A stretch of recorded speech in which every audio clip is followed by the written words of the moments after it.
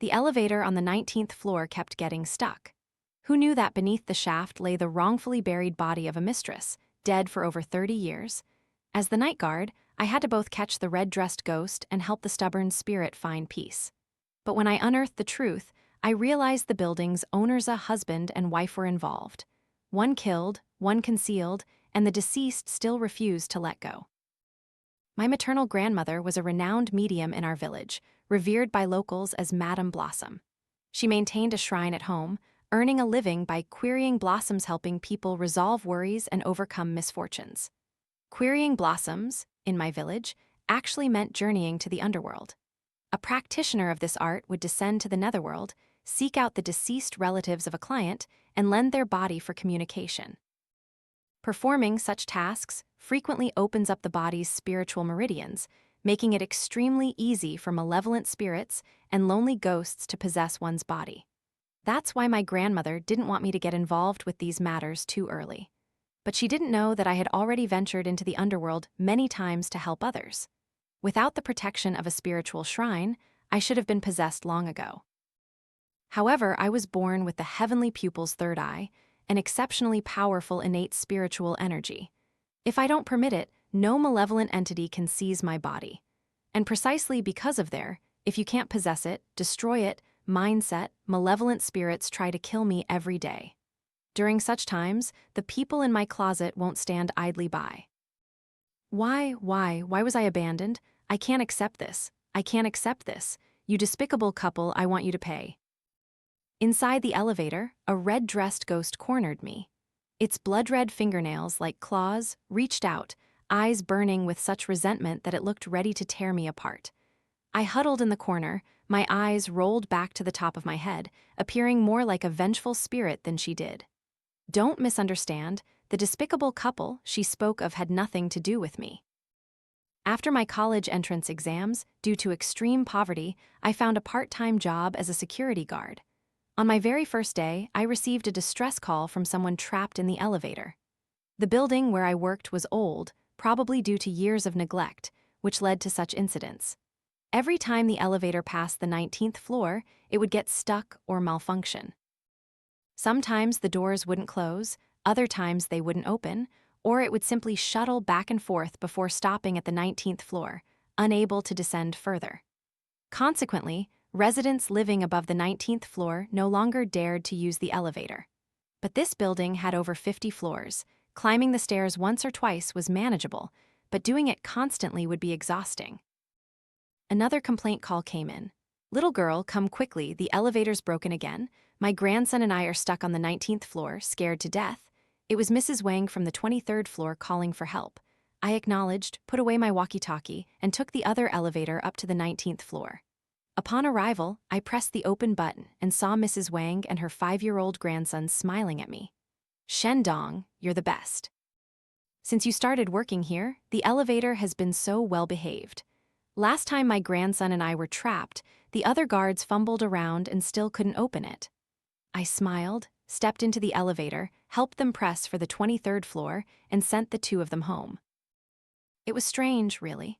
Someone would get stuck in the elevator 2 out of 3 days, yet no matter how thoroughly it was inspected, no fault could be found. But every time it broke, as soon as I arrived, it would work again. Gradually, the building's residents noticed this, and they came to me with any problem. In the residents' chat group, people rumored I was a deity, that all spirits and monsters feared me. A deity? I wouldn't dare claim that, but the one most inconvenienced was certainly me. Every single day, I had to rescue one person after another. I was practically becoming a living god. To avoid running up and down every day, I decided tonight I'd bring offerings and lanterns to light at the 19th floor elevator door to see what exactly was causing the disturbance and negotiate a bit. "Master Bai, it's almost midnight, where are my things?" Close to midnight, I messaged the Bai family's funeral parlor on WeChat. The owner's exasperated voice echoed from the voice message.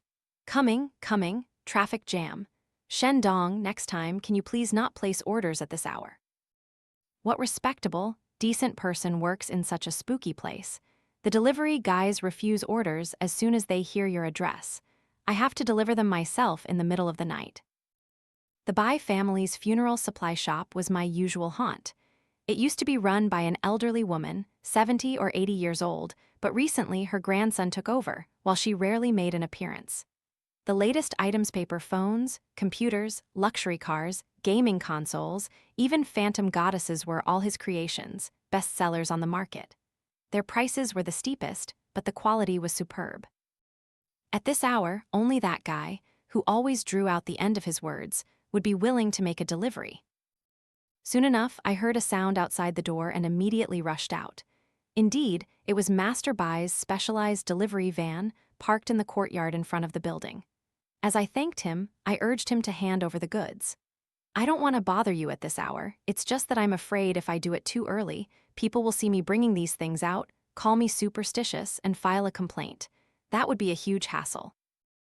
Master Bai looked about 20 years old with a bright face but white-dyed hair, tied into a small bun at the back. His white t-shirt bore a charm for attracting wealth. Over it, he wore a traditional long gown, but underneath were jeans and sneakers.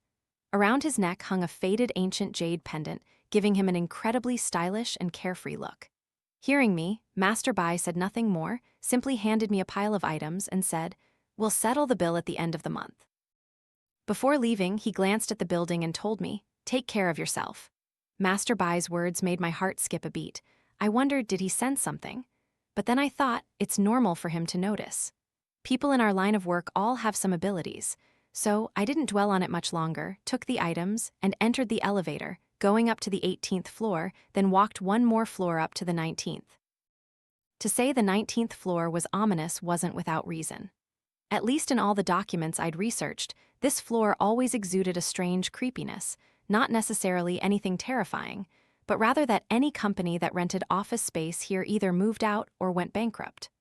Over time, rumors of the floor's bad luck began to spread, and it gradually became deserted.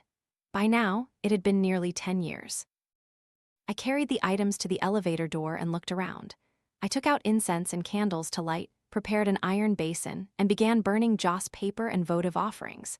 As I burned them, I murmured to myself, "I don't know if you are brothers and sisters, aunts and uncles, grandparents, or little children. Please have mercy and stop messing with the elevator. It's very unsafe for people coming and going. This little sister, new to this precious place, has prepared a few offerings. I don't know if they suit your tastes, and if anything isn't thoughtful enough, please don't blame me." After the joss paper finished burning, the flames swirled like dancing spirits. Faintly, I seemed to hear the laughter of children echoing in this empty floor. Abandoned, unoccupied rooms will gradually be taken over by lonely ghosts and spirits with nowhere to dwell. That's also why, before entering an empty room, people must politely knock and greet, so neither side feels inconvenienced. This elevator often gets stuck on the 19th floor, frequently trapping people inside. Could it be these mischievous children? I finished burning the joss paper and stepped inside. My flashlight had been blessed with a charm. Wherever its light shone, no spirits or monsters could hide. I dimly saw a few children looking like ghosts, their hands clutching joss offerings, candles, and even toys like phones and gaming consoles, running around playfully. "Big sister, come play." I intended to catch one to ask who was always messing with the elevator. "You've taken all my things, shouldn't you help me with something? I have a question." A voice replied, "You can ask once you catch us." That's right, hurry up and chase us." Having no other option, I had to run circles, chasing the kids on the 19th floor. But they ran incredibly fast, as if deliberately teasing me. After one lap, none of them showed any signs of stopping. I started to get angry, stopping, panting heavily. "You naughty kids, you took my stuff and now you're messing with me. I paid real money for those things." I stood still, unmoving. When the kids saw I wasn't chasing them anymore, they stealthily crept closer, curious. It's true what they say, curiosity killed the cat. The red string on my hand suddenly snapped out, and in the blink of an eye, I had caught 4 or 5 children. That red string was forged with the blood of a black dog. The crafting process was extremely complex. It was a pure yang, highly lethal artifact, capable of subduing yin spirits and malevolent entities. The youngest of these kids was only 2 or 3, the oldest perhaps 7 or 8. Trapped together, they sat trembling on the ground. A little boy looked at me with fear and said, "Big sister, please don't kill us, we didn't mean it, we just wanted to play with you." I only intended to ask questions, not make things difficult for these children. They were young, died early, and being trapped here was already pitiful enough. I patted the boy's head and said, I won't hurt you, but you have to answer one question for me, okay? Whoever is good, next time I'll bring more toys and snacks, how about that? Hearing me, the children nodded repeatedly. We promise to be good and cooperate. I untied the red string binding the children, then recounted the strange incidents in the elevator and asked if they were responsible. Children being mischievous is normal, and these kids died early, their minds still like when they were alive, as if time had almost stopped for them. But to my surprise, none of them admitted to it. Big sister, it wasn't us. That's right, we only dare to play here, we don't dare go outside. I was bewildered. It wasn't them. Then, have you seen anyone else? The children looked at each other, then silently returned the items I had burned for them. Big sister, we don't know anything. It's late, we have to go now, you must be careful. With that, they all vanished right before my eyes. I stood up and walked around the 19th floor several times, but found no trace of the children.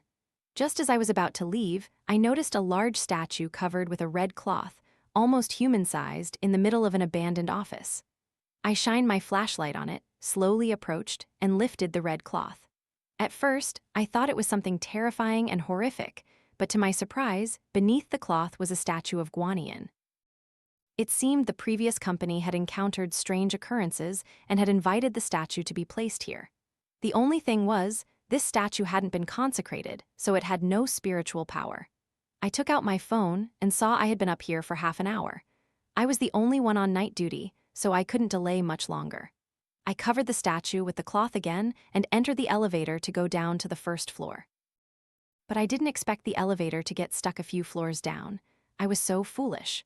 I only knew that going asterisk up to the 19th floor caused problems. Who knew that going asterisk down from the 19th floor would also be an issue? Seeing a head trapped right in the middle of the elevator doors caused the elevator to stop abruptly. It was a ghost in a red dress. I thought, finally, I understand why this elevator always malfunctions. Under the sickly green emergency light, I shone my flashlight on my own face, widened my eyes, and pretended to be a ghost. Then I greeted it. Hello, beautiful, out for a stroll? My audacious move stunned the red-dressed ghost. Its initially pale face now streaked with 3 lines of black tears. Its eyes, which originally had no pupils, now lacked even whites. At that very moment, the elevator regained power, and the bright main lights illuminated everything. To be honest, I seized the opportunity, frantically pressing the down button. To my surprise, the ghost reacted quickly too. It bared its teeth at me with a ferocious grin. You brat, you dare impersonate a ghost to scare me? I'll make you a real ghost right now. Danger, danger, danger. But who was I? I'd encountered far more terrifying things than this. I smiled. Beautiful sister, don't be so angry, ghost. I was just kidding. Your outfit is absolutely gorgeous. It's just a asterisk little asterisk too red. Would you like to change to another color? I'll burn one for you. And your nails are pretty too, but they're too long, you might get hurt. Let me go down and get some nail clippers, then I can trim them for you. The red-dressed ghost paused, its expression utterly bewildered. You're not afraid of me? I casually shrugged. Afraid? Why? I've met many like you, sister. No matter how scary a ghost is, they were once human, so what's there to be afraid of? You must be so lonely here all by yourself, huh? It's been a long time since anyone cared about you, hasn't it? Do your family members know you've become like this? I have some wine here. Would you like to have a few drinks with me? If it were the old me, I would have smeared blood on its forehead by now. But now I was 18, an adult. Adults must be caring and tolerant of others. Even if the other party was no longer human, I couldn't show favoritism. Perhaps my words had touched the red-dressed girl's pain. She burst into loud sobs, looking even more pathetic. You brat, why is your mouth so sweet? Now I'm embarrassed to scare you anymore. I smiled humbly. I've always been good with people since I was little. Sister, what's your last name? You look so young, calling you sister should be fine, right? If you have any troubles, just come back to the guard room with me and tell me. What fun is there in playing in the elevator alone, right? I've been on patrol for almost half an hour. If I go back late, my boss will deduct my pay. The red-dressed girl's eyes flashed with killing intent upon hearing this. He dares? I'll scare him to death.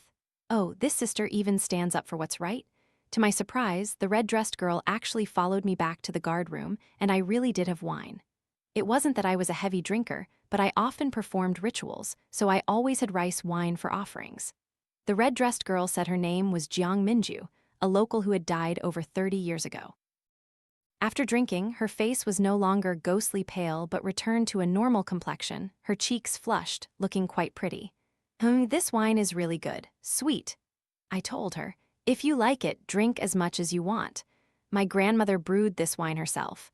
When I got into college, we had a celebration party back home, and I brought the leftover wine back with me. Hearing this, the red-dressed girl's eyes lit up with admiration. You even got into college? That's amazing. What did you study? Medicine. Do you think it suits me? She gave a thumbs up. Definitely. This sister really knew how to encourage people. After a few more cups, I started to bring up the topic. I hope this isn't too blunt, but, sister, how did you die? By now, the red-dressed girl treated me like family. She laughed heartily, patted my shoulder, and said, You're asking how I died, right? Actually, I don't even know how I died. I thought to myself, another person who died without knowing why. She continued, But I know who did it. Hearing that, I immediately became eager. Who was it? The red-dressed girl, sipping my family's rice wine, recalled the past. When I was young, I was uneducated and foolish enough to become the mistress of a real estate developer. This building was built by him. He once said he'd divorce his wife to marry me.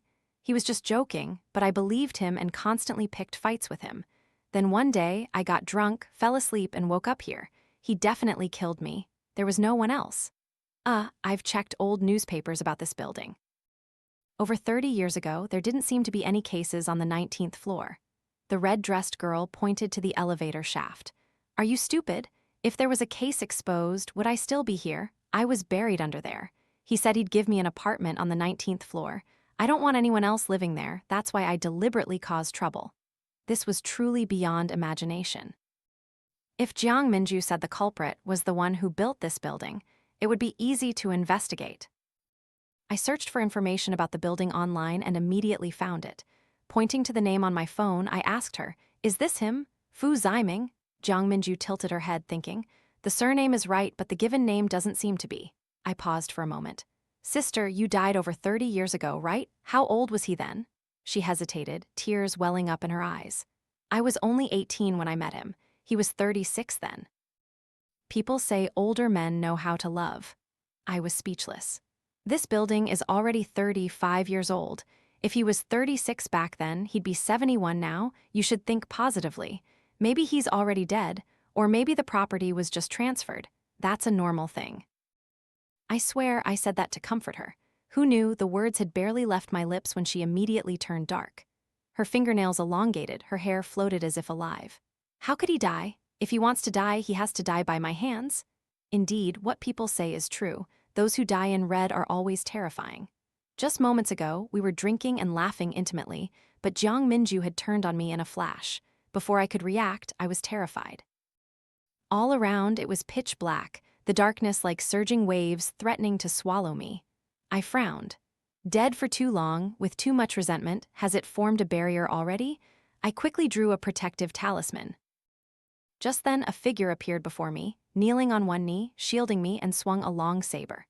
Jiang Mingyue was knocked back several dozen meters, and the inky black barrier around us instantly dissipated. I was stunned.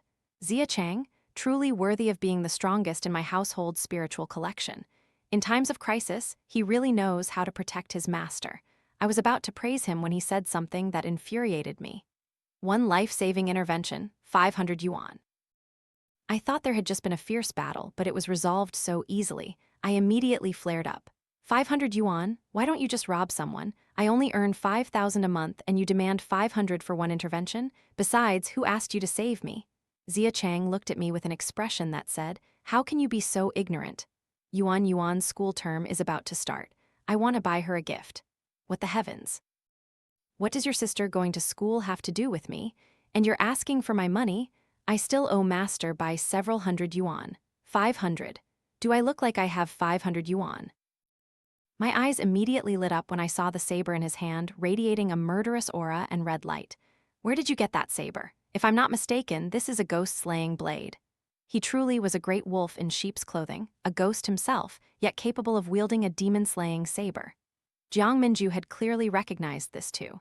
She stood far away, looking at us, both wary and cautious of Zia Chang and his blade. Who are you people? Don't meddle in others' affairs. Zia Chang grinned at her, revealing a blood-red tongue. Originally, I didn't intend to interfere, but I'm hungry. This guy was once a divine beast. Now, without a physical body, only his soul remained. He had to consume the souls of evildoers to maintain his power. Just now, it was because Jiang Mingyue tried to kill me that he was summoned. Considering all Jiang Mingyue had been through and that she hadn't harmed anyone for decades, I immediately said, "Hold on, let's sit down and talk first. Wielding swords and blades isn't good." To my surprise, the two, who had just been tense with each other, now turned to attack me together. Zia Chang, woman's heart. Jiang Mingyue, no man is good. Even though Zia Chang and Jiang Mingyue argued fiercely, in the end, I was the winner. I threatened to use blood to mark their foreheads, and just like that, both of them instantly softened, becoming as obedient as puppies. "Do you really have to make me do this?" I pulled up a chair, sat down, and coaxed the two timid people in front of me. Ah, no, two ghosts to be precise. I told Zia Chang, "About that 500 yuan, I'll figure it out and definitely pay you before Yuan starts school."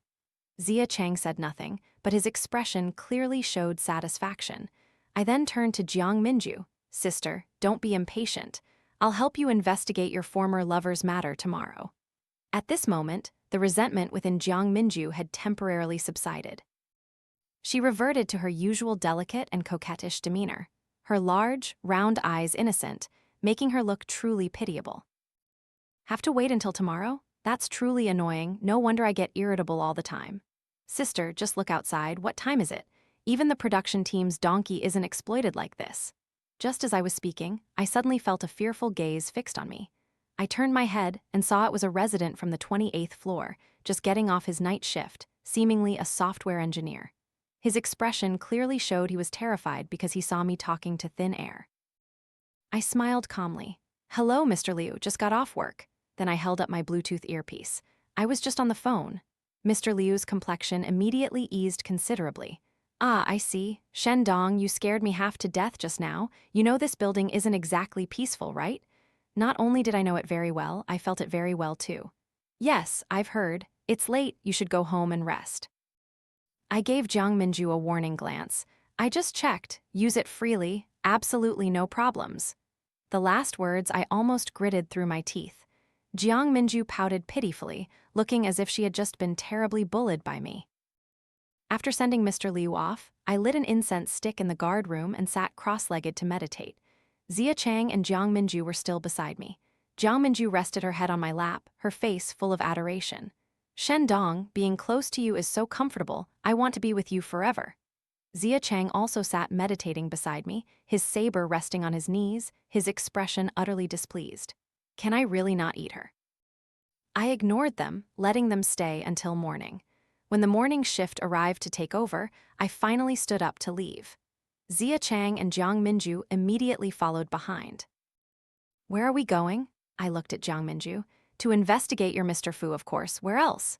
They thought a matter from over 30 years ago would be difficult to investigate. HMPH, truly childish. Xiao Langxian helped me search for information on Building 20 and the Fu family. 3 minutes later, all the information was sent to my phone. Surprising, isn't it? I myself am a CEO. Xiao Langxian, probably in a meeting, messaged me back. "Shen Dong, what are you investigating these things for? Don't do anything dangerous or I'll tell your brother." I hung up before he could finish, dying of laughter. "I'll resolve this quickly." Shen Chen wouldn't know a thing. That building was indeed constructed by a real estate developer named Fu, but not long after its completion, he went abroad. Now, the owner of the building was Fu Ziming, his grandson, who had recently inherited it. Looking at the young man before me, around my age, I couldn't help but sigh inwardly. Both human, why are our fates so different? We were clearly both young adults. One working as a night security guard, earning only 5,000 a month. The other owning an entire building, with rental income enough to live comfortably for a lifetime. Classmate Shen Dong. Fu Ziming saw me spacing out and waved his hand in front of my face. He was a very handsome young man with neatly short-cropped hair, wearing a white sweatshirt and a dark blue denim jacket. His features were delicate, though he had single eyelids, they weren't small. When he smiled, a dimple appeared on his left cheek, but not his right. Hearing him call my name, I felt a little suspicious. Fu Ziming smiled. "It's understandable you don't remember me. You have so many friends, always surrounded by people. I also studied at First High School, Class 8, in the same building as you. We even used to eat at the same canteen. Fu Ziming's words sent a chill down my spine. Did he even know what he was saying? What do you mean, always surrounded by people? With my constitution, I fundamentally wouldn't dare befriend ordinary people. Those who surround me are either ghosts seeking help or malevolent spirits trying to seize my body. Thinking this, I frowned and looked at Fu Ziming. You see them? Fu Ziming looked bewildered. See what? I pointed to Jiang Mingyue beside me. This one. Then I pointed to Zia Chang. And this one. Fu Ziming, your two friends have really unique costumes. Are you guys going to cosplay? Young man, your thoughts are very dangerous. We had initially agreed to meet at a cafe in the library. To my surprise, Fu Ziming could actually see Zia Chang and Jiang Mingyue without realizing he was seeing them. To avoid drawing attention, I immediately pulled Fu Ziming away from there. Hey, I need to talk to you about something. It's not convenient here, let's go. Fu Ziming was pulled by my hand, his face flushed. Your friends are still watching, this isn't good. Staying here any longer would be even worse. Leaving the cafe, we arrived at a deserted park before I released his hand. By this point, Fu Ziming's face was completely red.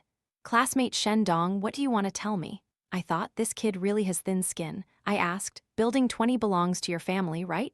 Fu Ziming nodded. That's right, my grandfather left it to me. I said, I worked as a night security guard in that building this summer. Do you know there are ghosts there? Fu Ziming's smile stiffened. He turned to look at Zia Chang and Jiang Mingyue. Classmate Shen Dong, don't joke like this in broad daylight. Don't look at them anymore, they're ghosts too. Zia Chang and Jiang Mingyue were very cooperative. One began to emanate dark energy, the other's hair and fingernails elongated, fluttering in the wind. That day, Fu Ziming's agonizing scream echoed throughout the small park. Just a few brief minutes, but it would likely take a lifetime to heal. It took him a very long time to accept that he possessed the yin-yang eyes. An 18-year-old boy cried like a puppy. You mean, the people I saw following you before weren't human, and these two aren't either? Frankly, I also found it baffling. No matter how foolish, to face such things and not realize anything was a bit much. I asked about his college entrance exam scores and then understood. Sometimes, living in this world, you need to be as foolish as he was. I told him why I had sought him out. Fu Ziming suddenly realized. No wonder people kept saying the elevator in the building was malfunctioning and asked us to send someone to fix it. So this was the reason? His large, clear, single-lidded eyes were full of innocence and naivety. He turned to Jiang Mingyue and said, Are you my grandfather's mistress from back then? Could he actually say that? Predictably, Jiang Mingyue immediately flew into a rage. You brat, do you want to die?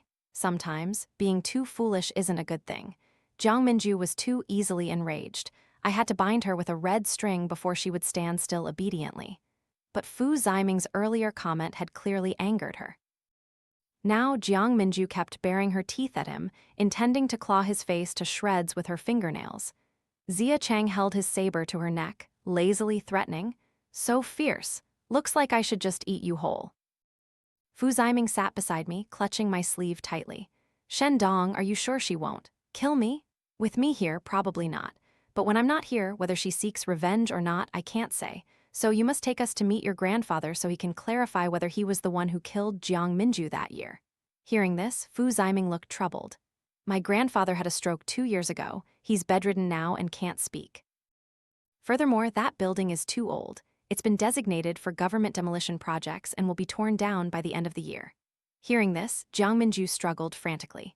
Demolish? If it's torn down, where will I go? He once said the 19th floor was mine. It's my home. You have no right to tear it down. I thought I was solving a tragic love story between a human and a ghost.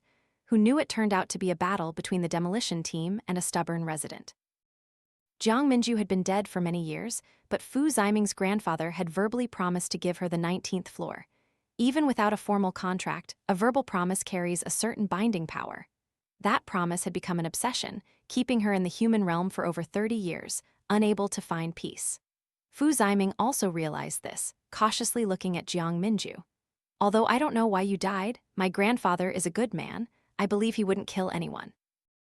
I will take you to meet my grandfather. Previously, Fu Ziming's grandfather lived abroad, but after his stroke, his parents brought him back to a nursing home in the country. He was usually cared for by his grandmother and nurses. His grandmother, Wang Huiwen, was a dignified and elegant old lady. Though over 70, she looked only around 60, dressed in a black velvet cheongsam and a knitted wool shawl, exuding an incredibly noble aura. Seeing Fu Ziming arrive, she was delighted. "Grandson, why are you free to visit your grandparents today? Your parents said all the study abroad procedures are done, so you should go out and play more, gather with friends." Fu Ziming pointed at me. "Grandma, this is my classmate, I want to bring her to visit Grandpa." Fu's grandmother paused slightly upon seeing me, then happily took my hand. "You're Ziming's girlfriend, aren't you?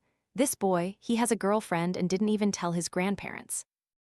I didn't know when Fu Ziming's grandmother had decided I was his girlfriend, but Fu Ziming didn't deny it.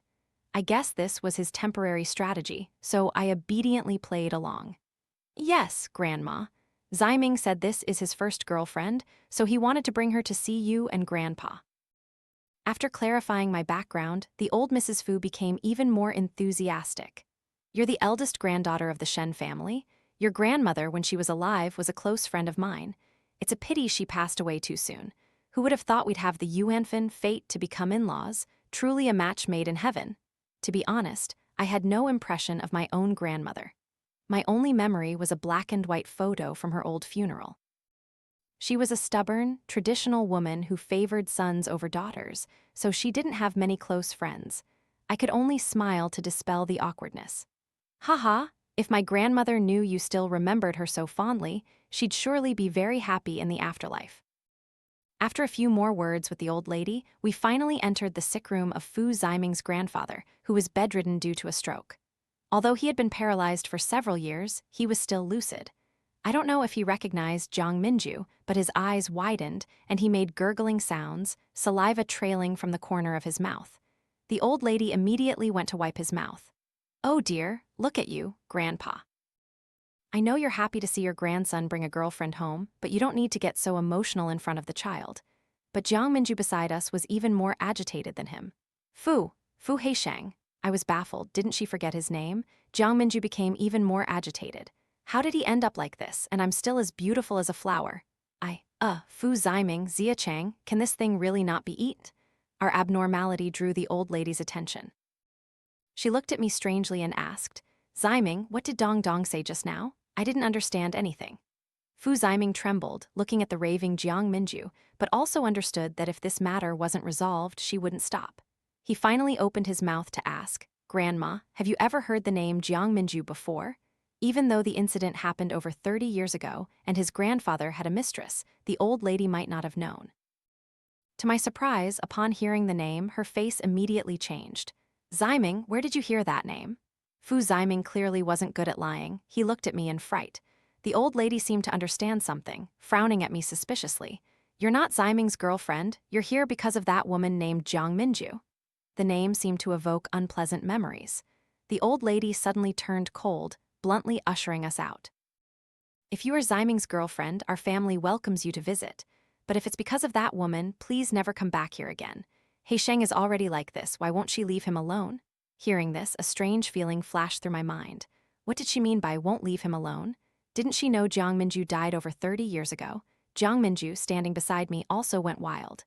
"Leave him alone? Never. He harmed me so terribly, I will absolutely not let him go." I looked at Jiang Mingyue, my lips parting to say, "He's already like that, whether you let him go or not makes little difference." But the old lady had already driven us out, so we had no choice but to leave. Jiang Mingyue refused to go, but Zia Chang held his saber to her neck, forcing her out. But Zia Chang was truly unreliable. Not long after leaving the sick room, he saw something and vanished. Fu Ziming asked me in surprise, "Where did he go?"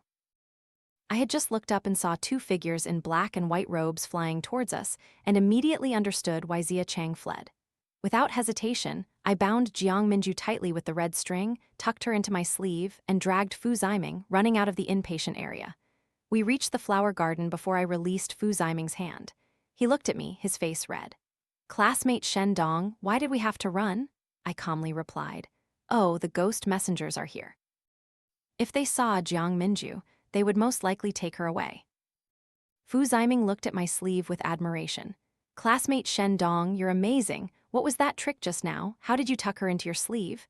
I didn't bother to explain, just said, "That's magic, you wouldn't understand if I told you." Fu Ziming nodded, then asked, "But my grandfather had a stroke and can't speak. And my grandmother seems unwilling to talk about the past. How are we supposed to find out the cause of Jiang Mingyue's death now? Just leave it at that?" I smiled. "Of course not." Then I took out a talisman. Before the old lady chased us out, I had secretly pasted a sound-transmitting talisman under Fu's grandfather's bed. Now, with this talisman, I could hear what was happening in the sick room. A moment later, a faint crying sound echoed from the sound-transmitting talisman. Fu Ziming was startled. "That's my grandmother's voice." Then the old lady's voice came clearly from the talisman. "You rotten old man, why aren't you dead yet? You're already like this, and that woman still comes here to bother you. Let me tell you, I will absolutely not divorce you so you can be with her." Next came Fu Heisheng's garbled sounds. "Ah, ah." The old lady's voice became sharp and sinister. "You're still thinking about her, aren't you? Then go down there and meet her." Immediately after, Fu Heisheng's breathing became ragged and trembling like an old bellows. Hearing this, both Fu Ziming's and my faces turned ashen. "The old lady intends to kill Fu Heisheng." I immediately shouted, "This is bad, your grandfather is in danger." Then I turned and ran back towards the building. Fu Ziming said nothing, immediately running after me. "Grandpa, I'm coming to save you." But as soon as we exited the elevator, we saw two men in black and white robes using iron chains to drag someone out of the sick room. It was Fu Ziming's grandfather. He was dead. Fu Ziming rushed forward, agitated. "Grandpa, what happened to you?" Inside the sick room, the old lady was slumped over his body, weeping mournfully. "You damned old man, how could you be so cruel as to leave me? Wake up, just look at me." Seeing that scene, anyone would think they were a deeply loving couple, completely different from the malicious tone we had just heard from the sound-transmitting talisman. I was bewildered, and Fu Ziming was also confused. He blocked the two ghost messengers. "Where are you taking my grandfather?" The two men sneered. "Boy, do you even know who we are, daring to block the path of ghost messengers?" Hearing this, Fu Ziming immediately recoiled a few steps. "You're ghost messengers." "My grandfather is really dead? No, you can't take him, my grandfather was murdered." Fu Heisheng, however, seemed to have no reaction, only staring blankly at his grandson, his eyes empty. Fu Ziming shouted, "Grandpa, say something?" I hurriedly spoke to the two ghost messengers. "Esteemed sirs, my friend is merely overcome with grief and emotion. He has no intention of obstructing your duties. We have a very important matter to ask his grandfather, and we hope you can assist us." With that, I offered a stack of joss paper money. The two ghost messengers smiled when they saw me. "Oh, little Dong? All right then, we'll go outside for a smoke. Hurry up, you two. After all, if King Yama has decreed death, no one can escape." I quickly nodded. Got it, got it." Fu Ziming looked at me with an admiring gaze again. "Wow, classmate Shen Dong, you even know people in the underworld." I had no time to boast, and immediately asked Fu Ziming's grandfather, "Grandpa, how did Jiang Mingyue die back then?" Upon hearing that name, Fu's grandfather's cloudy eyes fluttered slightly. Moments later, I was pulled into a memory. It turned out that, years ago, although Fu Heisheng had an affair with Jiang Mingyue, he didn't want to divorce his wife, Wang Huiwen. At that time, Jiang Mingyue frequently argued with him. One time, when he was drunk, he accidentally pushed her, causing her to fall backward, hitting her head, and dying instantly. Unexpectedly, Wang Huiwen rushed over right then, catching them in the act, and witnessed the entire incident. Fu Heisheng, fearing exposure, begged her not to call the police. He said, "If you call the police, I'll go to jail. Our son will be the child of a murderer, and our family's reputation and future will be ruined. If not for me, then think of our son. He's still young. Do you really want him to know his father is a scoundrel who betrayed and killed someone?" Wang Huiwen was flustered, unsure what to do, so she listened to him and didn't call the police. Afterward, Fu Heisheng buried Jiang Mingyue's body in the elevator shaft of the then-under-construction Fu Corporation building. He then took his entire family abroad to live. It wasn't until he suffered a stroke and became bedridden that he returned to the country. I never imagined the truth would be like that. Jiang Mingyue in my sleeve seemed to have sensed that memory. She sobbed uncontrollably, wetting my sleeve. I took her out. Fu Heisheng, who had been dull-witted, suddenly changed expression. "Mingyue, is that you? Are you here to kill me? I don't want to die." Jiang Mingyue couldn't contain her hatred and immediately lunged to strangle him. "You scum! You killed me and buried me in the elevator shaft for 30 years. Meanwhile, you lived a life of luxury, with children and grandchildren. I will absolutely not forgive you." Fu Heisheng trembled and wept. I'm sorry, I was wrong back then, I probed. Has he perhaps already died? Hearing this, both Jiang Mingyue and Fu Haisheng froze. After a moment, Jiang Mingyue shrieked, "Even as a ghost, I won't let him go." Seeing that it was time, the black and white impermanence led Fu Haisheng away. Jiang Mingyue insisted on following them. As she left, she told me, "Shen Dong, I'm leaving now, no need to save me dinner. This rotten man wanted to abandon me when he was alive, so I'll make sure he can't rest in peace even in death." I thought to myself, this sister died so young, yet she's still so full of energy. Fu Ziming, meanwhile, was a bit sad. I truly feel my grandmother doesn't deserve this. Her entire life she worried for him, for this family, and he just passed away so easily. What will my grandmother do now? I comforted him. At least Jiang Mingyue's resentment has dissipated. The building's elevator probably won't break down anymore. Your grandfather is gone. Consider it your grandmother's release too. Then I waved goodbye. "So, Mr. Owner, can I get paid for my services now? Considering we're old classmates, I'll give you a discount." I plan to only charge 500 yuan to give to Zia Chang, that debt-collecting ghost, to buy a gift for his sister. Although he was the naive son of a landlord, coming from a wealthy family, he was still very sharp when it came to money. "What's the charging standard?" I saw him looking a bit flustered, so I gave him a knowing smile. "You own an entire building, remember? Plus, I still need to help you retrieve Jiang Mingyue's remains. Otherwise, if you wait until the building is demolished, you might not find them. She's gone with your grandfather now, but what if she changes her mind?" Fu Ziming was very good at weighing pros and cons. After hearing me out, he immediately transferred 10,000 yuan to me. "Classmate Shen Dong, no, Master Shen, you're absolutely right.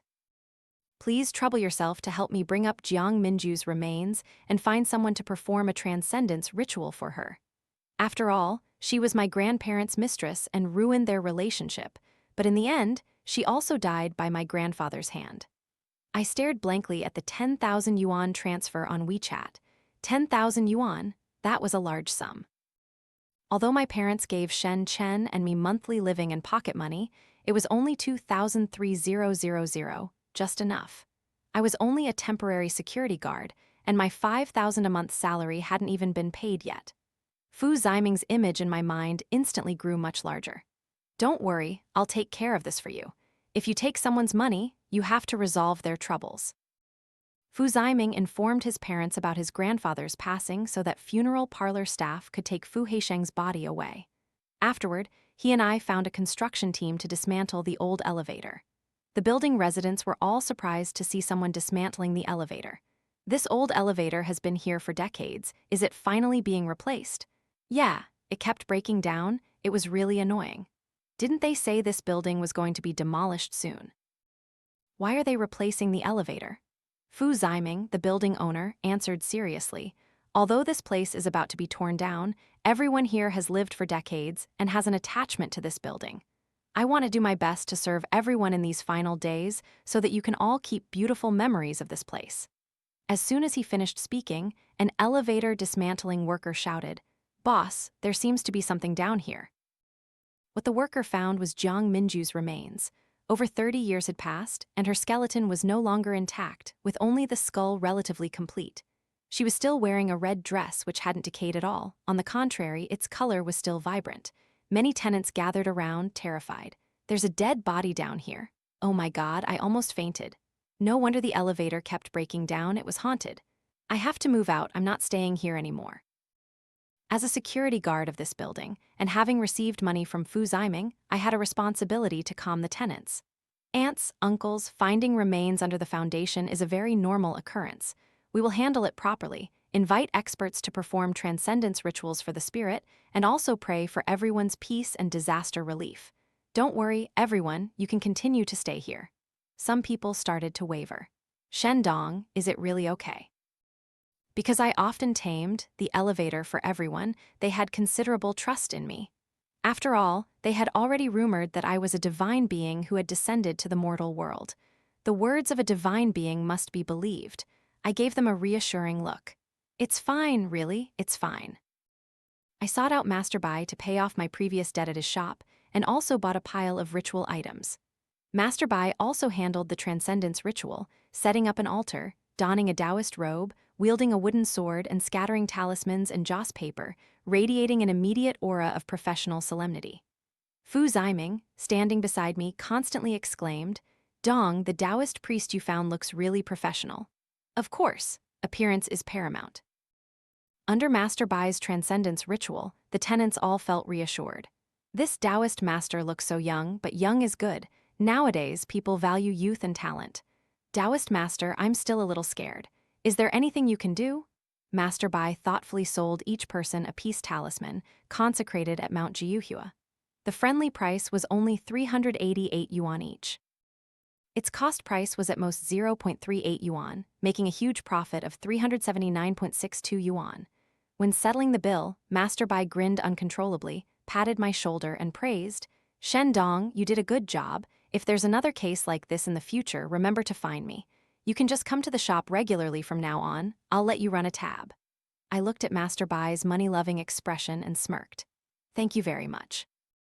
After the ritual, it was time to collect Jiang Mingyue's remains. Master Bai put on gloves and went down to retrieve the skeleton. He truly was an all-rounder. Anything related to dead bodies, he could handle. He lifted Jiang Mingyue's skull and carefully brushed off the dust with a small brush. Then he unexpectedly asked me, "Have you called the police yet?" He held up the skull for us to see. This person was murdered. Fu Ziming and I exchanged glances, then looked at the crack on the skull. "How do you know?" Master Bai rolled his eyes. "Did you forget what my sister does for a living? She's a forensic pathologist. Whose head gets a dent like that from just falling?"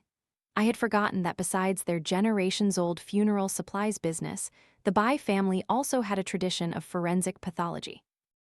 Master Bai's biological sister was the head of the forensic department for the city's criminal investigation team. Fu Ziming and I nodded frantically. "Call the police, right away. We are law-abiding citizens."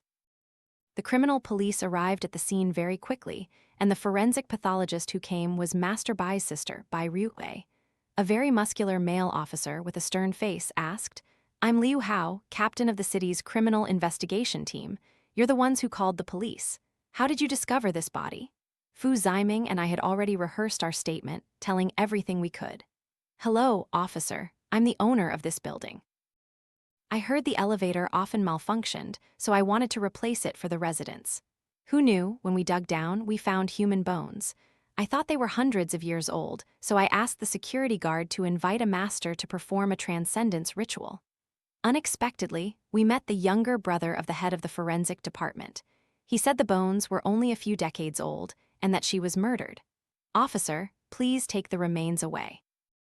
Captain Liu Hao frowned upon hearing this, but the young man's words were very reasonable, so she reminded him, "Next time something like this happens, you must report it immediately. Do not handle it on your own. Afterward, my colleagues will take statements from you, your friend, and the residents of the building. We hope everyone will cooperate with the investigation." We respectfully nodded frantically to the officer. "Yes, officer. No problem at all, officer." The officer frowned. "Also, don't call me uncle. I'm only 27. "Yes, officer. No problem at all, officer." The police discovered the body under the elevator, dead during the building's construction. Even though over 30 years had passed, Jiang Mingyue's clothing was still quite intact. The police used the clothing and skull to reconstruct her appearance, age, height, and weight. Then they cross-referenced it with records of missing persons from 30 years ago. Finally, they found Jiang Mingyue's parents. The elderly couple saw their daughter's remains and wept uncontrollably. "Daughter, how many times did your mother tell you not to trust that man? You just wouldn't listen. For all these years, living without seeing you, dying without finding your body, your parents knew you were gone. Thank you, comrades, for finding our daughter." From their words, the police investigated the relationship between Jiang Mingyue and Fu Haisheng, then followed the clues to his funeral. That day was the funeral of Fu Haisheng, a successful businessman. Fu Ziming's parents were also influential figures, so a large crowd attended. My parents also brought Shen Chen and me to pay our respects. When the police suddenly appeared at the funeral, Mrs. Fu seemed unsurprised. She wore a black cheongsam, a white flower tucked behind her ear, her eyes red from weeping. "You've come to arrest me, haven't you? Can I please finish the funeral? Then I will go with you, I'll confess everything." At the end of the funeral, in front of so many people, she was taken away. Fu Ziming cried as he told her, "Grandma, I'm sorry, I was the one who dug up the remains." Mrs. Fu seemed to have known beforehand. She gently stroked his head. "It's all right, Ziming. You did what you had to do. Now that your grandfather is gone, I have no more burdens. It's time to accept the punishment of the law." Because she had voluntarily surrendered and had a good attitude, despite being guilty of concealment, the case had spanned over 30 years and the statute of limitations had expired, so she was not prosecuted for criminal responsibility. She confessed to killing her husband, Fu Ziming's grandfather, but the autopsy results showed he died of heart disease. Although there were signs of strangulation, it was not the direct cause. Ultimately, she was sentenced to a 3-year suspended prison sentence, and due to chronic illness requiring long-term treatment, her sentence was postponed. I used the money Fu Ziming gave me to buy gifts for the elders in my closet. Yue Ying sneered, "A bloody murder case, all because of a scoundrel of a man." Zia Cheng grumbled, "There are too many cases like this because of bad men." Liang Zhen gnawed on a candle, muttering, "Abba, Abba." Only Li Zhuangzhuang said something that sent shivers down my spine. Ordinary people can't see the black and white impermanence unless they're about to die. If I remember correctly, that day Fu Ziming also saw the black and white impermanence. That day, I thought Fu Ziming was all talk and no action. I called him endlessly but couldn't reach him. When I went to his house, the neighbors said his entire family had moved out, leaving no contact information. I searched for him for over a month but made no progress. With the school term approaching, I had no choice but to quit my job to register for school.